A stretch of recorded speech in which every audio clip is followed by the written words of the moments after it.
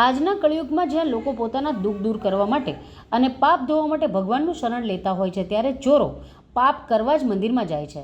આવી જ એક ઘટના સુરતના પાલમાં આવેલા પાલેશ્વર મંદિરમાં થઈ છે, જ્યાં મોડી રાતે ચોરો મંદિરમાં ઘૂસીને પગફેરો કરી ગયા છે. રાત્રિના 2 વાગ્યાના સમયે મંદિરમાં 2 થી 3 જેટલા ચોરોએ પગફેરો કરીને 6 થી 7 ગલ્લામાં મળી કુલ પૈસાની ચોરી કરી છે.